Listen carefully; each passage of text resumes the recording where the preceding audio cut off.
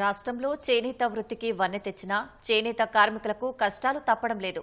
ప్రసిద్ధ అయోధ్య రామమందిరం ప్రారంభోత్సవానికి ఇక్కడి నుంచి దారాన్ని కూడా పంపించిన ఘనత దుబ్బాక చేనేత కార్మికులది.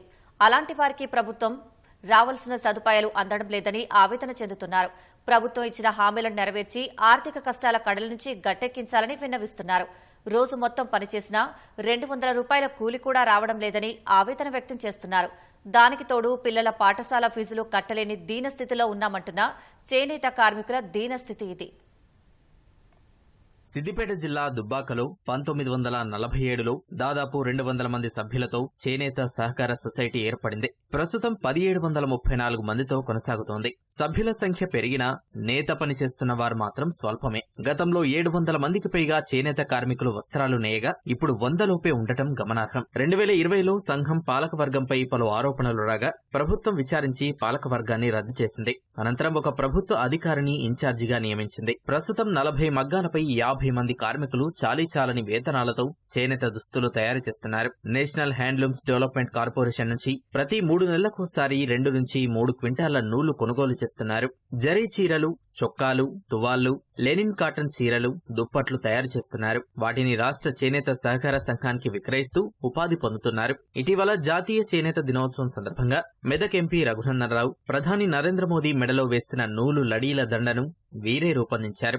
గతంలో అందిన సబ్సిడీతో పాటు థ్రిఫ్ట్ ఫండ్ పథకాన్ని పునరుద్ధరించాలని సొసైటీ మేనేజర్ కోరుతున్నారు. మా సొసైటీలో దాదాపు 40 నుంచి 50 మంది పనిచేస్తారండి. మామూలుగా రాష్ట్ర ప్రభుత్వం ద్వారా ఇంతకుముందు చేనేతకు చేయూత, చేనేత మిత్ర పథకాల ద్వారా వచ్చేవి. థ్రిఫ్ట్ స్కీమ్ పథకం ఏదైతుందో ఆ పథకం లబ్ధిదారులందరికీ గతంలో వాళ్ళు జమ చేసుకున్న డబ్బులకు అదనంగా 16% డబ్బు రావడం జరిగింది. మళ్ళీ ఆ స్కీమ్ ను మళ్ళీ పునరుద్ధరించాలి మా కార్మికుల పక్షాన మేము రాష్ట్ర ప్రభుత్వాన్ని కోరుతున్నాను.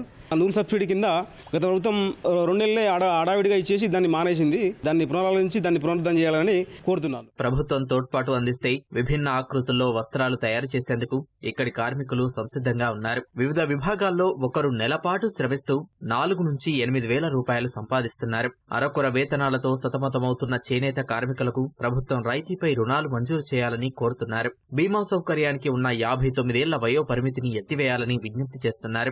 నూలుపై రాయితీ ఇవ్వడంతో పాటు అంత్యోదయ, పెన్షన్, ఆరోగ్య కార్డులు మంజూరు చేయాలని కార్మికులు విన్నవిస్తున్నారు. కాల పరిమితి చాలా దుర్భరం అయిపోయింది. మా చిన్నతనంలో ఉన్నటువంటి ఉత్సాహానికి ఇప్పటి అనుత్సాహానికి చాలా తేడాలు నడుస్తున్నాయి. ప్రభుత్వం ఎంత సహకారం చేస్తుందో ఏమో కానీ మా పోటీ వాళ్ళకు మాత్రం ఏమీ వెసులుబాటు జరగడం లేదు.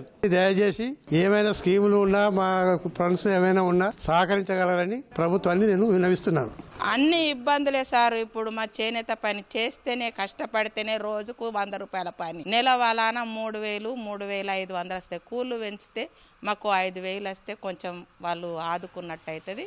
మేము ఎంత కష్టపడితే ఆ పని అవుతుంది. మా మీద స్పందన తీసుకొని మమ్మల్ని చాలా ఆదుకోవాలని మేము కోరుకుంటున్నాం సారు రేవంత్ రెడ్డి సార్. చేనేత కార్మికుల సమావేశంలో సీఎం రేవంత్ రెడ్డి ఇచ్చిన హామీలు నెరవేరిస్తే తమకు ఎంతో తోడ్పాటుగా ఉంటుందని నేత కార్మికులు అంటున్నారు. గతంలో ఉన్న పథకాలను పునరుద్ధరించాలని కోరుతున్నారు. గతంలో చిట్ ఫండ్ ద్వారా డబ్బును జమ చేసుకునే వెసులుబాటు ఉండేదని కార్మికులు చెబుతున్నారు. చేద్దామంటే పని లేక చేసిన పనికి సరైన కూలీ రావడం లేదని ఆవేదన వ్యక్తం చేస్తున్న కార్మికులు ప్రభుత్వం ఇచ్చిన హామీలు నెరవేర్చితే తప్ప మనుగడ కొనసాగదని ఆందోళన చెందుతున్నారు. పొద్దున్నంత చుట్టిన మాకు 100 రూపాయలు మాకు చుట్టడానికి జబ్బలు వస్తున్నాయి.